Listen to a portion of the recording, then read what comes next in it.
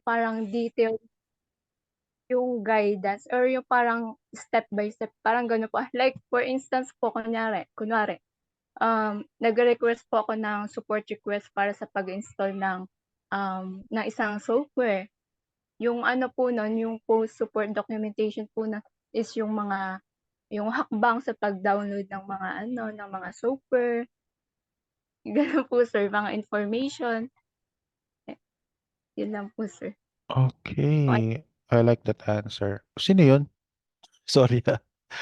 Hindi ko makita sa immersive eh. basta na po. Kay Shaira. Yeah. Correct. Okay. Good explanation. Okay. Now, um, before I present, meron pa ba gusto mo humabol about sa post-support documentation? None? Okay. No, that's not one.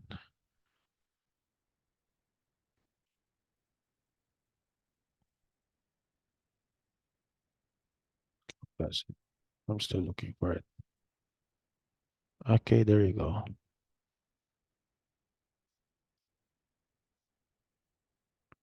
Share screen.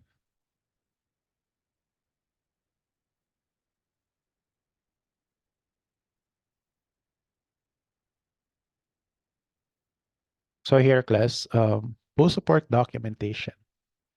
This course is designed to create effective post-support documentation for products and services.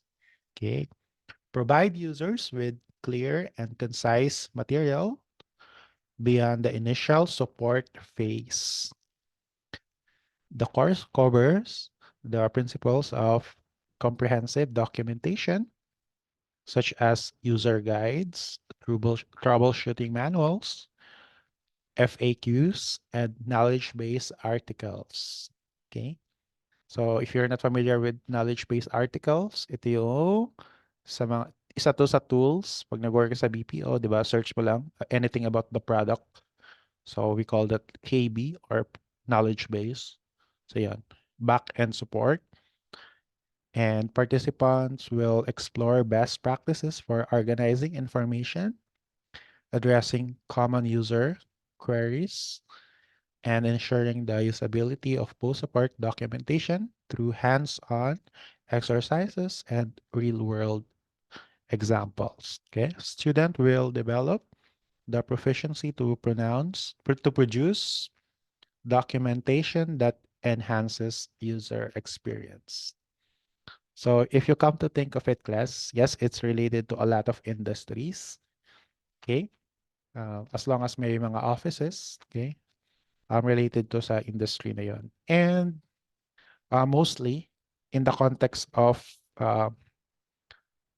TLE ICT major, it is somehow very much related to ICT. Okay? So I can say na isa to sa mga challenging na subject, the post-support documentation or PSD. Yung mga previous class ko last year, sabi nila yung PSD daw is katunog ng PTSD or post-traumatic stress disorder. Yeah. PSD is one letter away from PTSD. So that's how challenging it is for them. But for you guys, it's just piece of cake. So ito, default naman tong nakalagay na to. Eh, yung institutional learning outcomes, program outcomes, and course objectives, default yan to all the subjects. So dito na tayo magpo-proceed sa first meeting agenda, week 1. So itong morphing into 21st century teacher, hindi na natin i-discuss yan kasi integrated naman yan all throughout the discussion, okay, for the whole semester. So isa puso nyo lang na you are 21st century teacher kasi Gen Z kayo and how technologically inclined your generation are. Okay? So first week should be addressed, but here it will be spread all throughout the semester. How technologically inclined you are and in the context of you being a future teacher in the 21st century. Next agenda on the first meeting is the occupational health and safety. Here we'll have a discussion about the occupational health and safety. Okay, so different hazards in the office, such as physical hazard, okay, chemical hazard, biological hazard, and psychological hazard. So what are those different hazards? And we'll find a way to avoid that. Kasi the most important knowledge, alam niyo ba kung ano, class? Is self-preservation. Alam niyo ba kung ano yung self-preservation? Ang panatilihing buhay ang ating mga sarili. Yun yung pinaka-importanting knowledge sa lahat. Kasi aanhin mo ang lahat ng nalalaman mo kung wala ka na sa mundo para gamitin pa yung mga nalalaman mo. So, first day pa lang, i-address na natin na very important thing is self-preservation. Making sure that you are safe all throughout the semester. So, yeah, first meeting pa lang, may discussion yan. Then, overview of the post-support documentation. Extending the support beyond the initial assistance period. Kasi class, when it comes to software, hindi yan parang prutas na pag dininta mo, yun na yun. Pag software ka, related sa software, once you have a user, it's an ongoing process. Okay? Ongoing process meaning there is a front-end support, front-end, then back-end support. Okay? That's where the full support documentation will comes in. Okay? So, hindi lang sa initial contact sa client mo or sa customer mo, nagtatapos ang lahat. You will need to support them all throughout the lifespan of the product. Kaya nga may mga customer service, may mga user manuals, troubleshooting guides, FAQs, di ba? Frequently asked questions, then knowledge-based programs that are accessible to customers. So yun. And syllabus presentation and output presentation. Yung assessment natin dito is hazard management, assessment, and output presentation. Next is next week. We'll talk about the user guides, okay, in-depth manuals providing step-by-step instruction for product or services. And next, troubleshooting manuals, documenting outline common issues and their resolution. FAQs, frequently asked questions, compiled list of common queries and answers. Knowledge-based articles, detailed articles addressing specific topics or challenges.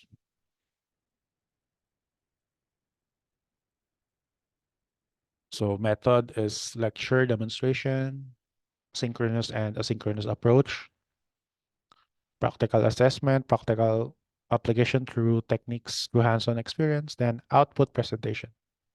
So notice class, there is an output presentation in the assessment phase kasi um, we will utilize the fact that you will need to present your output. Okay, so yun. Next is user empowerment. Uh, we'll talk about here the self-help resources and encourages users to find solution. Let's try to create an annotation. Yeah, annotate. Green. So nandito na tayo. Self-help resources encourage users to find solutions independently. Okay, so ito yung empowerment na ginagawa natin sa customer or yung extra service, extra mile na ginagawa natin. So self-empowerment, user empowerment to find solution independently. So they will not bother us, reducing dependency to support teams so that we can work on different tasks. User education, provide insights into features, functionality to enhance user proficiency. Okay.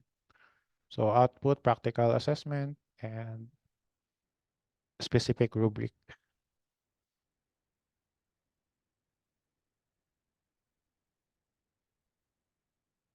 Yeah, and feedback mechanism. Next topic before midterm exam is,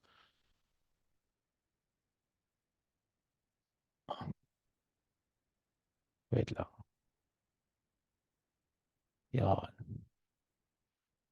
Here, feedback mechanism, we'll talk about that because, software will become robust if there are a lot of feedback from the users.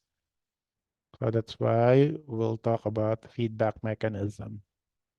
Establishes a system for collecting user feedback to enhance the and update documentation, adaptation to feedback, regularly reviewing and revises the documentation based on the user input and changing product service features. Yun. Pag meron silang comment about particular system, so let's say, it's hard to find the login button where to enter my username and password. So yun yung isa sa feedback nila. Then we'll make an adjustment on the front end, on the user interface of the website so that it will become more user-friendly. So lecture demonstration method, synchronous, then quiz on terminology and formative test. Okay, midterm exam is a formative test. Okay, probably around 150 items. So yeah. Next is after midterm, we'll talk about different types of front-end mechanics such as UI, fundamentals of user interface. Kasi this is very important during the front end. Ito yung nakikita ng mga customer. Kumbaga sa restaurant, ito yung mga dining crew. Okay, so sila yung may most interaction sa mga client or users. Explore the core principles of user interface design, including layout, navigation, and visual hierarchy. Okay, so lecture demonstration and practical application. User-centered design, okay, how to design a particular user interface or software that is user-centered. So, or synonymous to sa Web 3.0, di ba? So, Web 3.0, unlike the first generation ng mga websites, yung features nila is static, okay? So, simple web page lang siya, yung 1.0. Pero dito sa Web 3.0, very dynamic, okay? More on the more user who use that particular platform, the more robust it will become. Okay? Example of Web 3.0 or user-centered design platform are social media platforms, okay? YouTube, the more people who's using it, the more robust it become. Okay, so yun yung user-centered design or Web 3.0, which is very dynamic. Unlike Web 1.0 na static siya.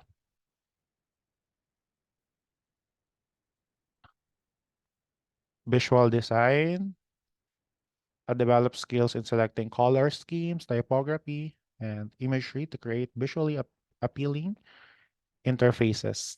Okay, so front-end part pa rin ito.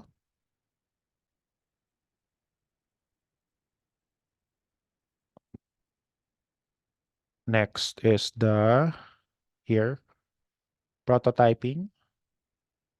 We'll implement the user interface principles that we learned into an actual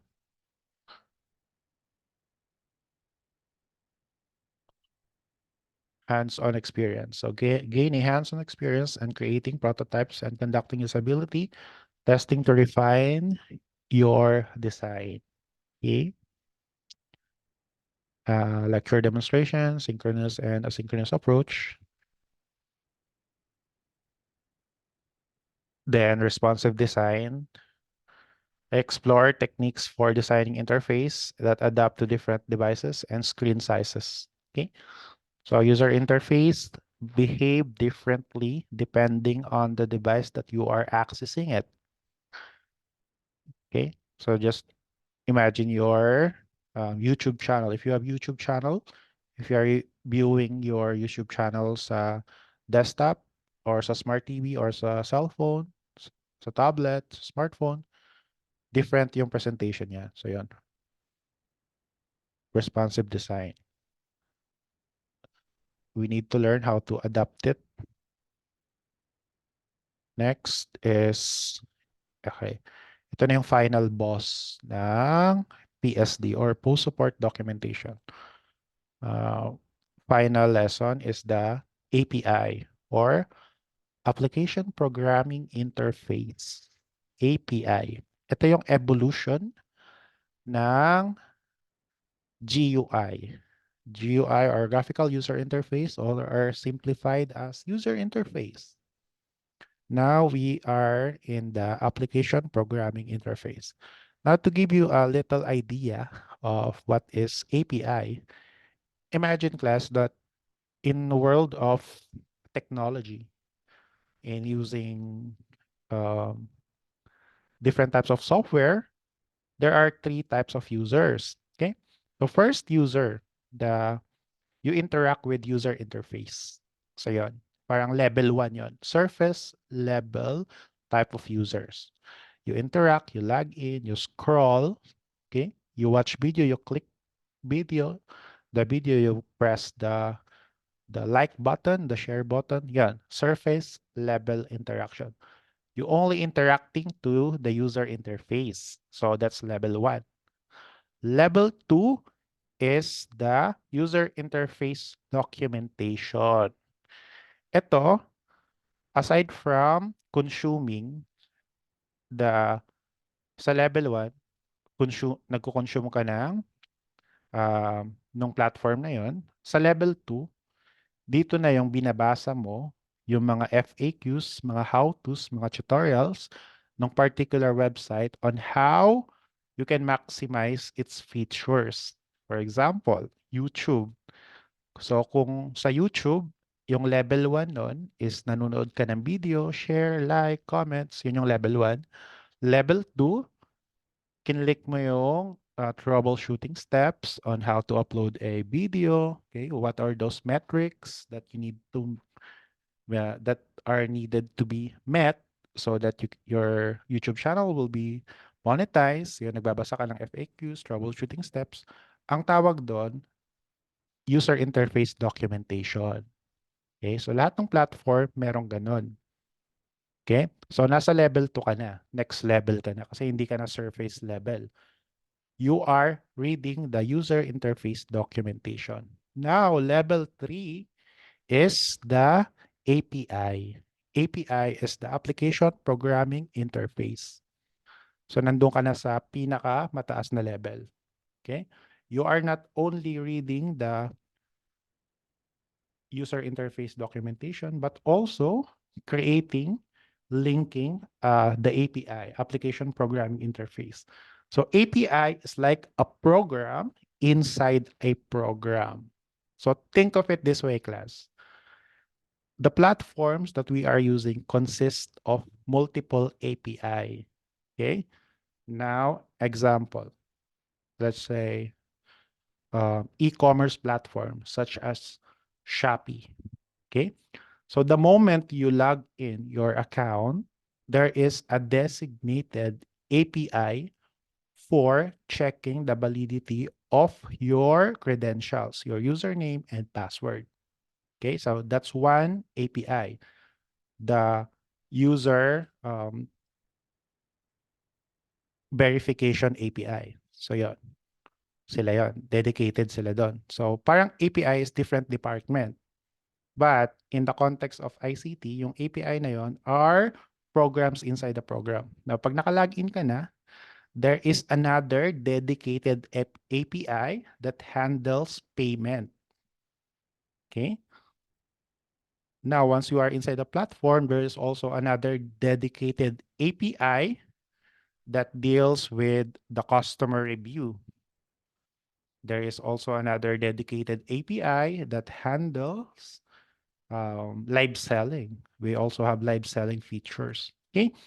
So, yung different API na yon, meron silang dedicated databases na nililink doon sa mismong app. Okay? So that's how API works, or the application programming interface. So think of them as the linkages in the actual platform itself. Okay, another example. Let's say sa um, sa Angkas or um, Lala Move, 'di ba? May mga free API class that are readily available. So yun yung i-explore natin.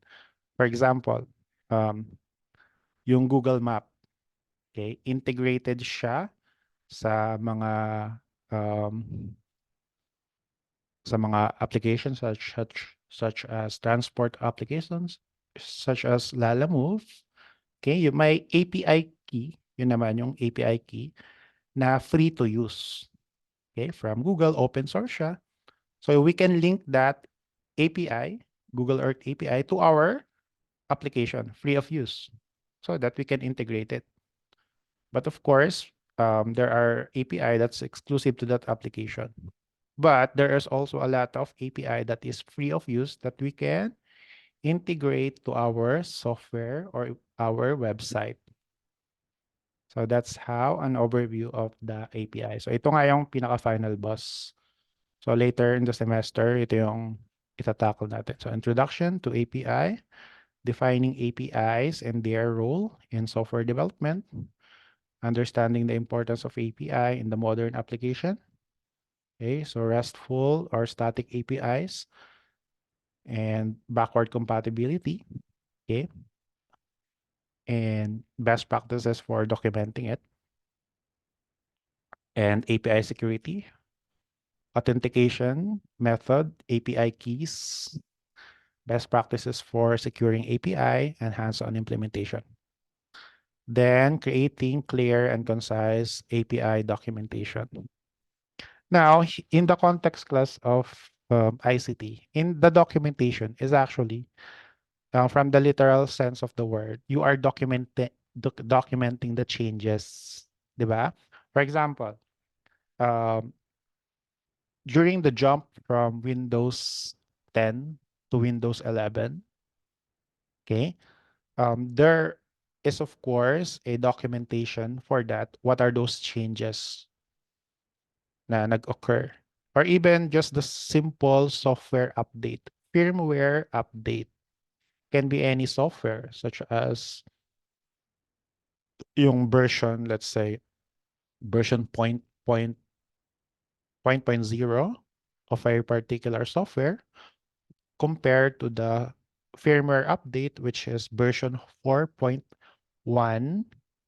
of the current software. 'Di ba? Meron yung documentation sa baba, yung mga changes on that particular firmware update. So usually, pag nagkakaroon ng update sa ganyan, nakalagay lang stability feature, okay? Strengthening the stability of the software to avoid crashing, okay? Also acknowledging the bug in the back button that sometimes it doesn't work. So they put a documentation in that, and another documentation, they make the taking video, okay, from 5 minutes to 10 minutes. Yun. 'Di ba? Madalas tayo nagkakaroon ng over-the-air update sa ating mga devices. And may mga changes na naka-indicate specifically what are those changes. So yun yung gist ng documentation, okay, in ICT. Making sure that the version 1.0 compared to the version 1.1, the changes there are fully documented. Okay? So, ang case study natin sa course na to or sa subject na to sa post-support documentation are we will examine a hardware or a software that the upgrade from that particular software or hardware, what are those changes? And those are the things that we need to document. This is applicable to a lot of things. Your smartphone, laptop, device, etc. There's a lot of things. And this documentation is really important for supporting, okay, the consumer. So that's the gist of this subject. Mag-evolve tayo from surface level na you are interacting with user interface. Next, second level, you are interacting with the documentation of user interface. You are now reading the troubleshooting steps. And lastly, we are creating a back-end support by using the application programming interface, API. Okay, do you have a question or clarification before we proceed to the next step? So yun lang naman yung um, the entirety of this topic. So, di ba, class related talaga siya sa ICT and programming. Para siyang sequel ng uh, not really sequel pero related pa rin siya sa CCB kasi 'di ba?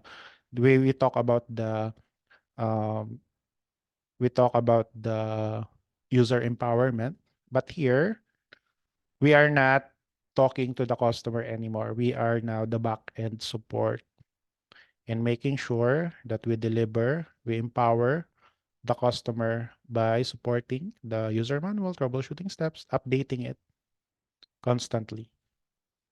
So, yan, practical output, reporting, formative tests, attendance, and recitation. And, okay, mostly may email support activity pa nga tayo kasi pero mock calls lang to. Hindi na yan kasi that is so last semester. Ito na tayo. Email support, okay? How to exchange messages to the customer and yan. Make sure lang class na wala kayong mamimiss na isang activity kasi pag may na-miss kayo na isang activity, mahirap na mahila yon. Hindi na kayo makakapag kasi that's an automatic grade of 5 then. Wala lang kayong chance maging ma-perfect kapag may na-miss kayo isang activity. Okay, may tanong ba class before we proceed to our next agenda?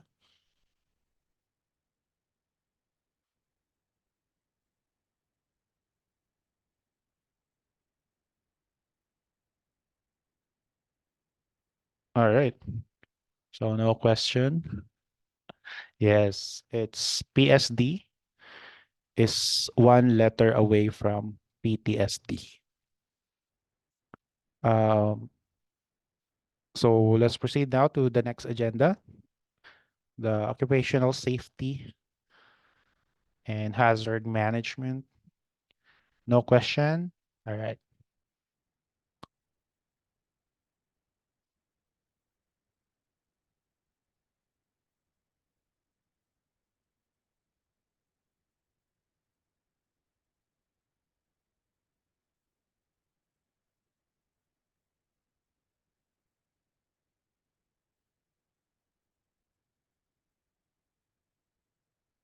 So ito class, as I mentioned, it's a requirement to be discussed during the first meeting. Kasi dati, I was designated in the Disaster Resilience Institute, diba? As Rehabilitation and Recovery Chief. So, hinandle ko yung mga recovery and rehabilitation projects ng mga issues sa PUP. And we found out na isa sa mga best practices is really to orient the students with the safety in the workplace. Okay, now here is the workplace hazards. Are you still with me, class? Can you give me a thumbs up?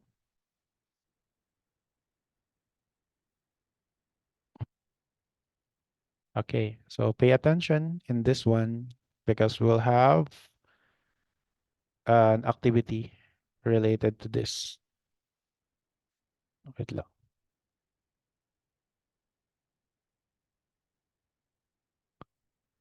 Wait lang ah.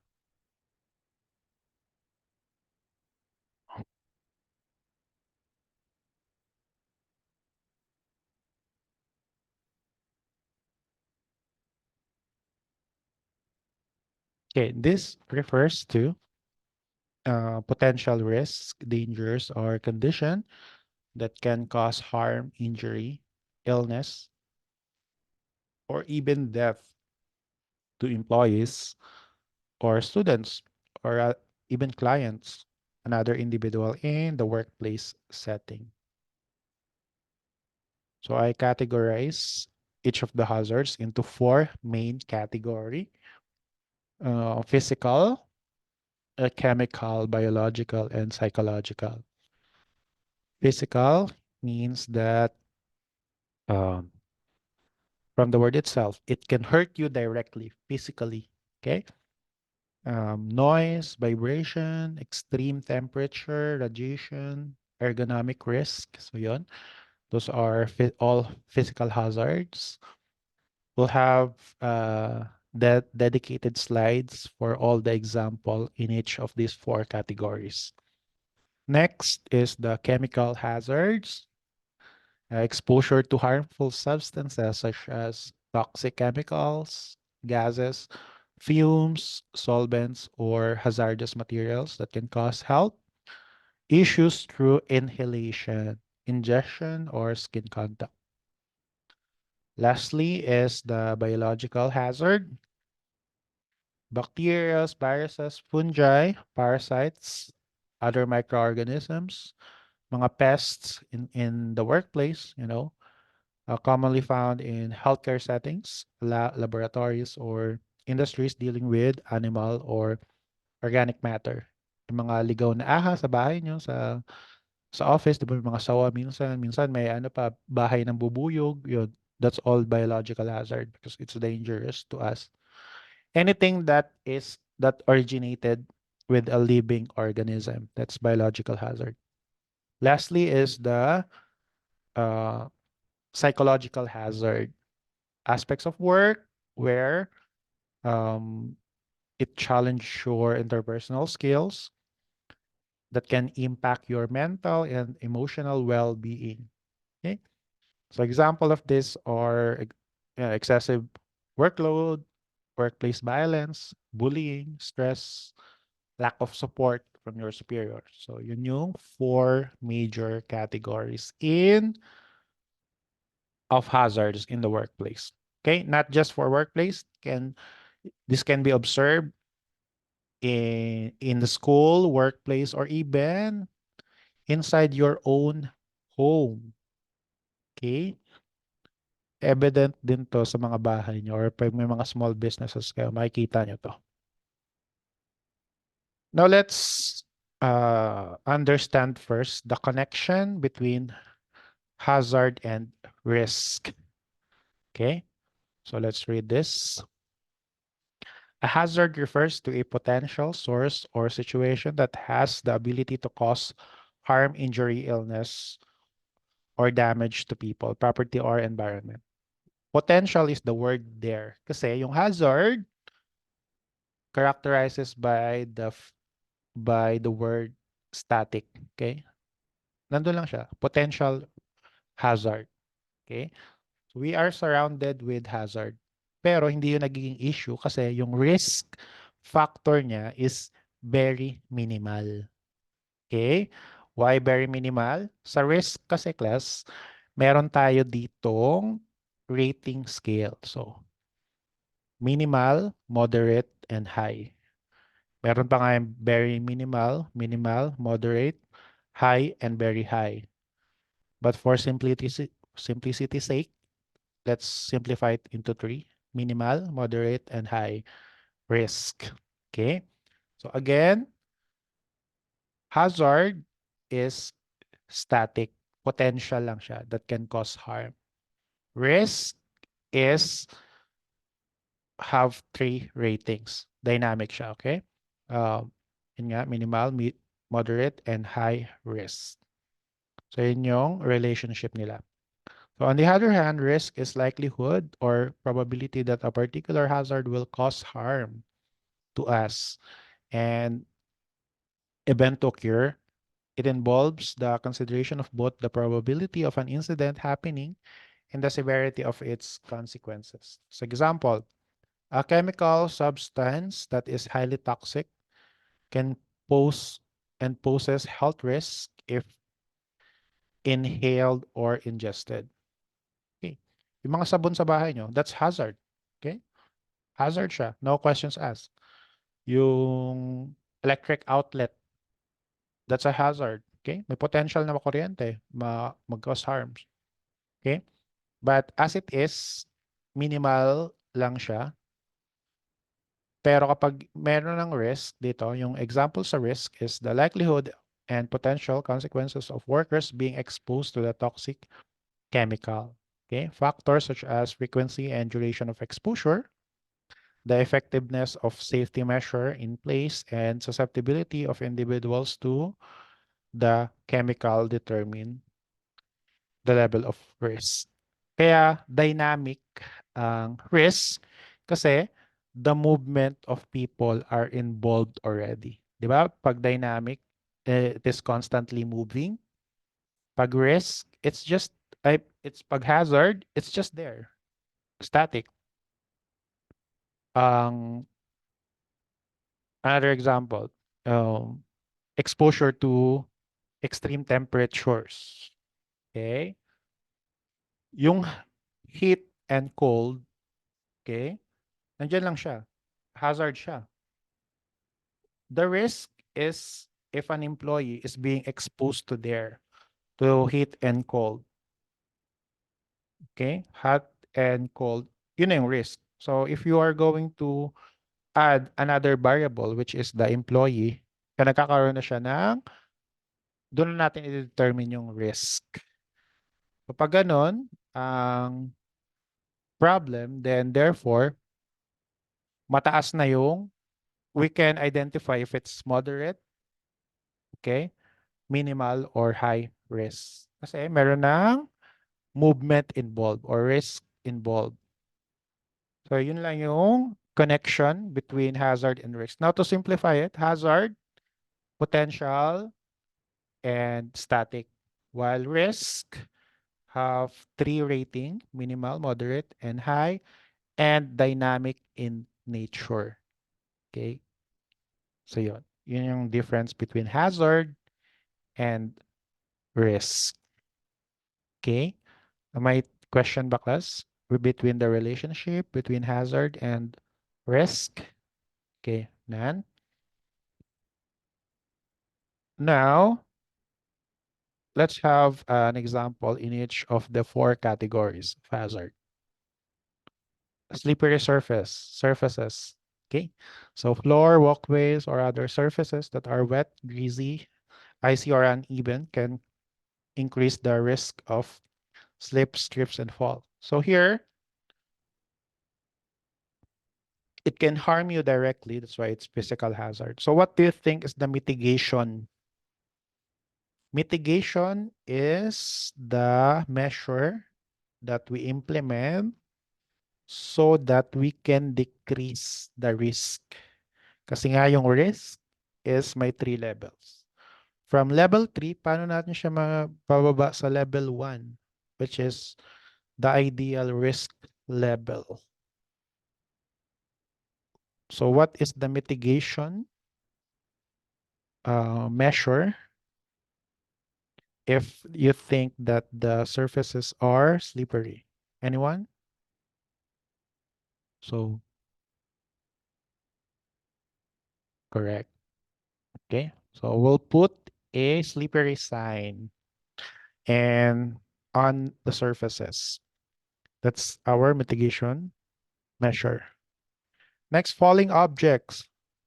Falling objects that are improperly stored, stacked, or secured can fall and cause injury. So objects by default, it's it's hazard. But when it starts falling, it is a risk already. High risk na siya. So from high risk, paano natin mapapababa sa minimal risk, which is the ideal level of risk so that we can continue working. Ano yung mitigation measures natin for falling objects? Anyone? Ano class somehow related pa rin to sa PSD kasi tingnan nyo, parang let's say version 1 version versus version 1.1. Version 1 is slippery surface, but if you add the mitigation measure, magiging version 1.1 na siya. So yung difference niya, you'll document it of course. Yun yung mitigation measure mo, yung difference between version 1 high risk to version 1.1 which is low or minimal risk. Okay, so store it properly. And yes, correct. And of course, yes, correct. That's what I'm looking for. Wearing hard hats. So correct, Nick. Regular inspection. Okay, correct also. So yun yung mga mitigation natin. Next is the excessive noise levels in the workplace, such as machinery, equipment, or construction that can lead to hearing loss or other related problems. So ito class, very evident to. Way back 2021, nag-work pa ako dun sa Disaster Resilience Institute. Hindi talaga conducive yung ano. Nasa second floor kami nun, then third floor, parang ano lang, mga few meters away from our office, may binabakla sila. Yung ang ingay talaga. Hindi siya conducive to work at. So noise pollution yan. Yung mitigation is, ano sa tingin nyo class? Mitigation for noise pollution, physical hazard to. Yon, PPE. Such as noise reduction, cancellation, all right? Earplugs, you can do that. Or, um, if it's possible, then you transfer, okay, office or resort to working from home. Pero sa ano, work from home ka, may mga ano pa din, ano? Mga aso, construction, working all around. Yeah, transfer ka na ng different office. Then vibration, continuous exposure to vibrating tools or machinery can cause conditions like hand and arm vibration syndrome or whole body vibration related health issues. So, yun. Anything that can cause ito, temperature extremes, exposure to extreme hot and extreme cold. So naalala ko dati sa ano, sa Jollibee. Yan nung nag-work pa ako sa Jollibee. Yung stockman namin, 'di ba? Pag may umorder ng champ, 'di ba, quarter pounder yung champ. Ang laking patty nun. Kukunin niya sa ano, sa chiller, then ihahatid niya sa griller. So extreme cold, then extreme hot. Extreme cold, extreme hot. So yon. Risk yun. Ang mitigation doon is magsuot ng yun na, PPE or make sure that the item is nasa bungad lang or hindi na mapasok sa loob para di na malamigan masyado. Radiation. Okay. Ito, exposure to yung metal detector class, di ba? So usually sa mga offices, sa production floor, may mga metal detector. Though, mahina naman yung radiation nun. Kasi may mga ano, employee, especially may mga for pregnant, um, nagpapa-wave sila na immune sila sa pag may metal detector kasi nga takot silang ma-radiation yung mga baby nila. Pero wala namang significant impact yon kasi para magkaroon ng epekto yung radiation ng metal detector, kailangan mo munang may scan ng mga 10,000 times. Okay? In a span of 1 day para magkaroon ng result yon para sa health ng baby mo. Pero yung iba na pregnant, they don't want to take chances. Nagpapa-wave sila kaagad ng sa HR na hindi sila pwedeng i-metal detector. Kasi nga, bawal yung radiation sa mga fetus. Next, ergonomic, incorrect workstation setup. Okay.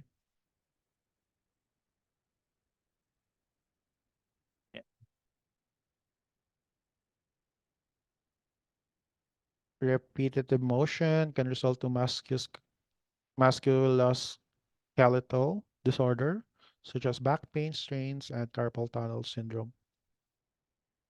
Electrical hazard, faulty wiring, exposure to electrical components, or improper use of electrical equipment can lead to electric shock. Very common yung electric hazards.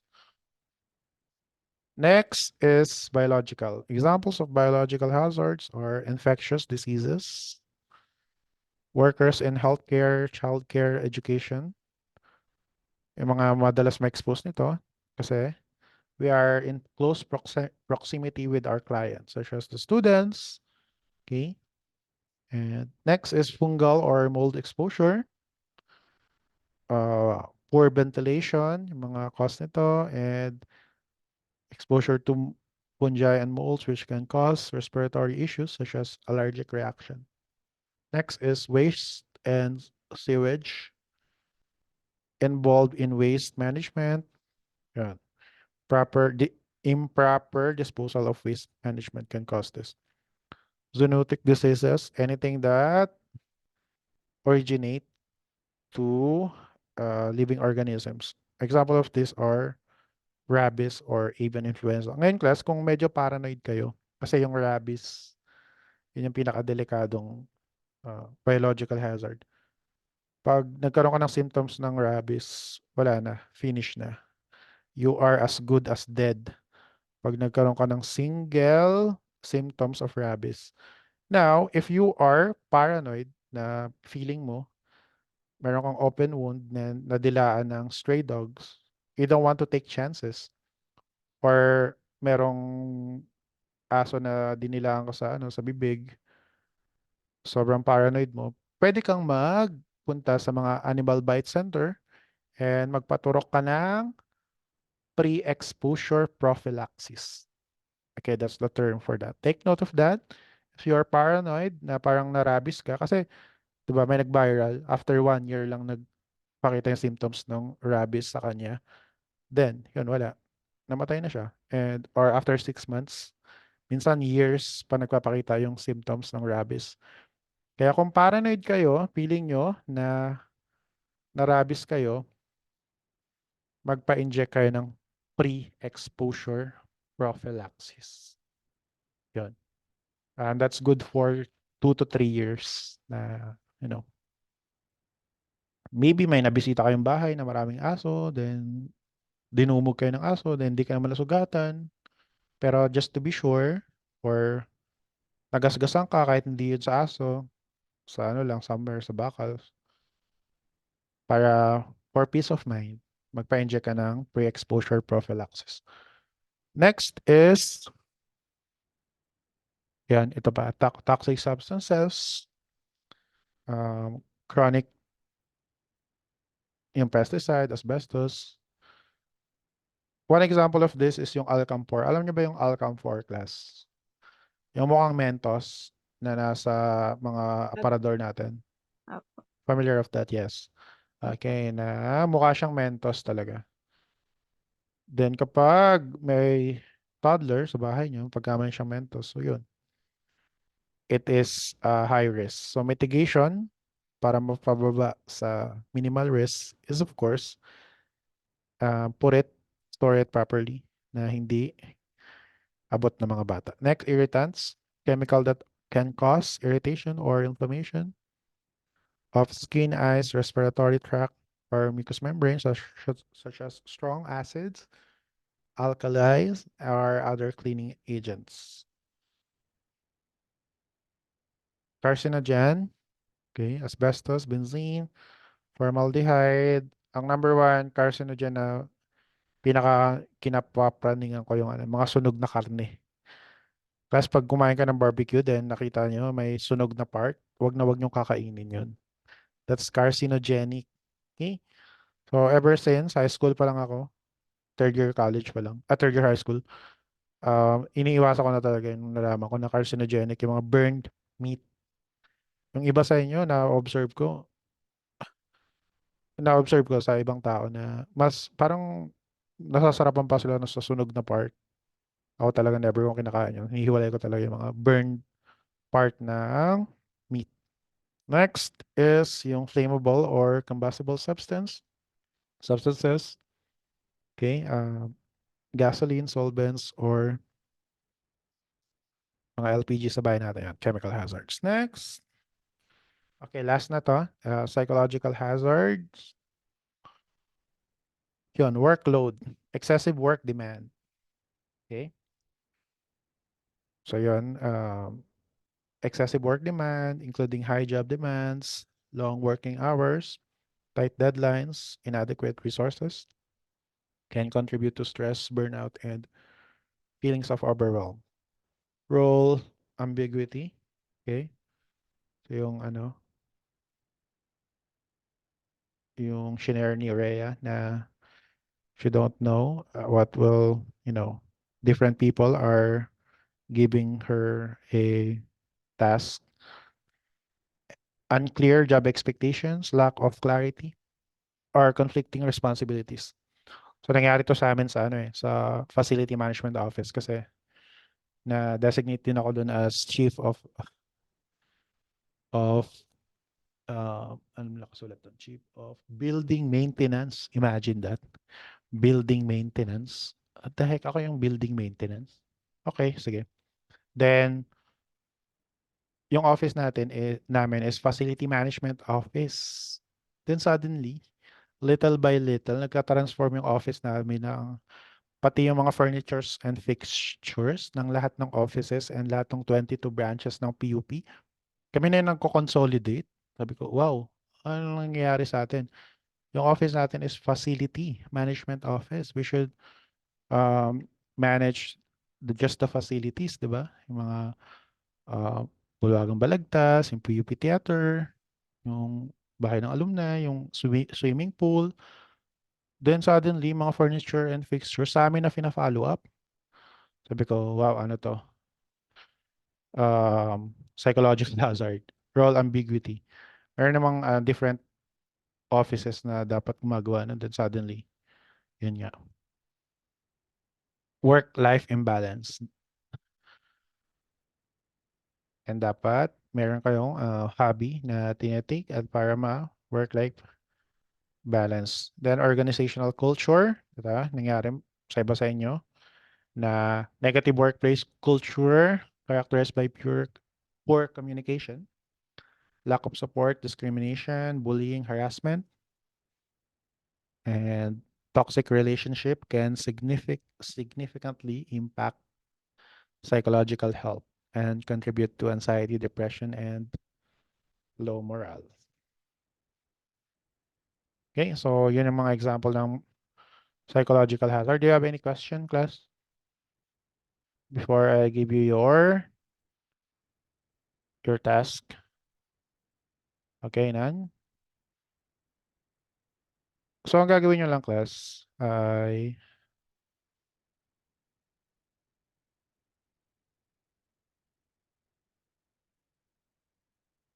okay. Ang gagawin nyo, class, nakalagay sa ano natin, sa syllabus, na magkakaroon ka ng hazard assessment. Now, majority of you don't have a work anyway. So, ang i-assess nyo is your houses. Okay? So, mag-cite kayo ng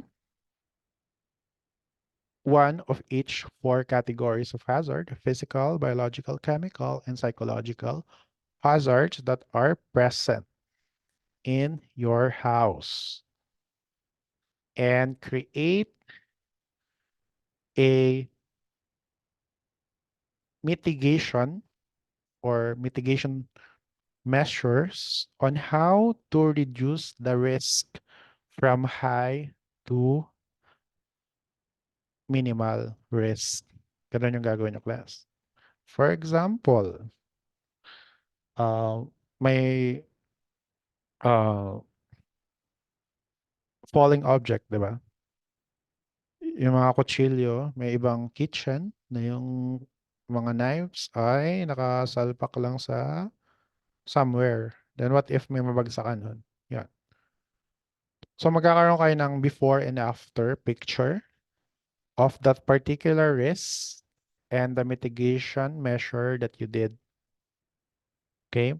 Parang magkaroon lang kayo ng foreshadowing ng mga gagawin nyo sa PSD. Kasi yun yung case study natin of identifying, uh, improving, okay, products and services. So we'll start with this na i-document nyo yung prior status nung part na yon na hazardous. Then we'll take an after shot after the mitigation process that you did. Okay? Ganun lang. At gagawin nyo siya through presentation. Okay? Presentation meaning ilalagay nyo siya sa PowerPoint presentation. And ipe-present nyo yan next meeting. Okay?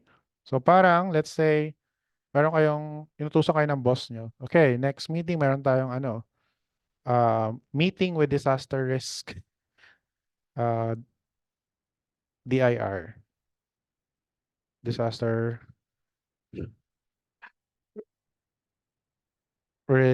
DRR MC. Sa disaster. Nakalimutan ko yung dati kong office. Disaster Resilience Institute yan. So, OP. Kunyari, nasa OP kayo, nag-OJT. Okay. Si Mix, nasa Office of Vice President for Academic Affairs. Then sabi ni Sir De Guzman, Mix, may meeting tayo with Disaster Resilience Institute. Magpe-present tayo ng apat na risk for physical, biological, chemical, and psychological hazard dito sa office natin. So, ikaw yung nakatalaga mag-present. Mag-cite ka ng one risk per categories that you will be presenting next meeting, including the mitigation measure included. Ayan. So, you have one whole week to work on that. Pupunta ka sa CR, ito, chemical hazard to, naka-expose, something like that, etc. So, yon. And lahat kayo class magpe-present. That's your first graded activity in post-support documentation. What else? I'll paste the rubric and the final mechanics of the presentation of this activity. No, I'm sorry, video is not allowed. You need to present it firsthand. Okay? So para mayroon kayong experience sa pagpe-present through Zoom. So gagawin niyo yung class ng hindi pre-recorded and live presentation only. Do you have any question? And okay, so if you don't have any question, y- ang PowerPoint presentation class, a freestyle siya. Okay? Included naman sa rubric yon yung presentation ng PowerPoint. Later, I'll show it to you. Pero, um, it's up to you to design your own PowerPoint presentation.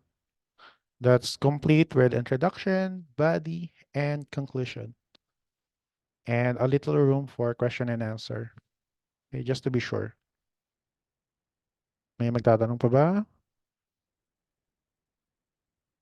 Sabi mo, sir, paano yung before after ng psychological hazard? Ano yung pipicturean ko na na stress ako, yun yung before, then after. Well, there's a lot of ways to show the before and after in psychological hazard. Possible yung mitigation practice mo is picturean mo yung yung journal mo, journal, di ba?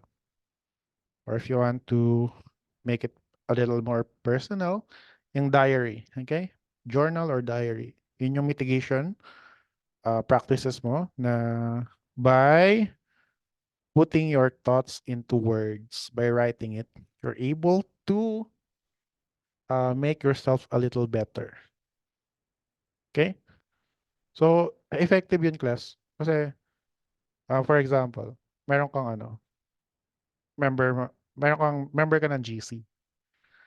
Then, iniisip mo parang pinagkakaisahan ka or something like that. Or, iniisip mo na parang pinagtatawanan ka or parang laughing stock ka nung GC nyo. Now, if na-anxious ka doon, for let's say, for quite a long time already, for 2 to 3 weeks na or months, now put it in writing. Why do you feel that way?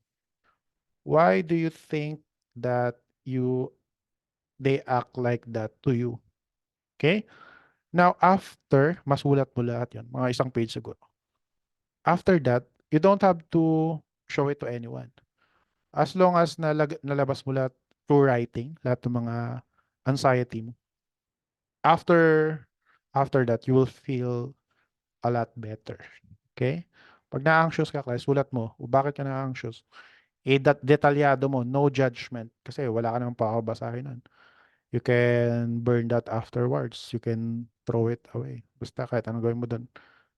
Then after that, magkakaroon ka ng sudden clarity. Yun, effective yung journal. So yun, pwede yung mitigation sa psychological hazard.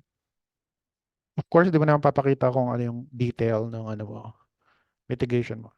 Yung lang, best practice na pinakita mo. So yun yung gagawin mo.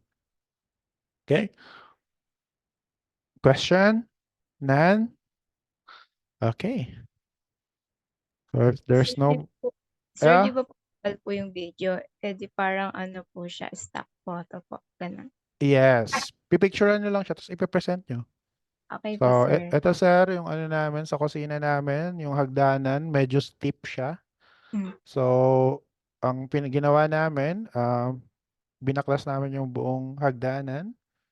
Then, pinaayos namin. O, di ba? Ang ganda na, sir. Hindi na steep. Hindi na delikado bumaba. O, di ba? Sana all may pang-renovate. So, ganun. Ganun yung gagawin nyo lang. Okay? Just show it to us. Okay? 4, 1 per each category, and your mitigation measure in each. Okay? Nasa naman yun? Nasa mechanics na ipipaste ko sa GC. Okay, so done. So bale, next meeting, dalawa yung reporting mo, Hana, Nick, Mix, and sinong isa? Sorry. Si Ira Marie po, sir. Polar. Kayong apat. Dalawa yung reporting nyo, sa umaga tsaka sa hapon. Hindi, umaga, tanghali. Tapos mamayang hapon, may klase pa pala tayo sa audio production. Okay? 3 to 6. So, see you later, class, at 3 p.m. Okay. Grace period, 3:15. We'll start at 3:15 p.m. in audio production. Okay, kaya pa, class? Okay, so see you later at 3:15 p.m. in audio production. Okay, goodbye everyone. Sir, okay lang po pa-send po ng lesson po natin. Okay. Okay po, thank you po. Okay.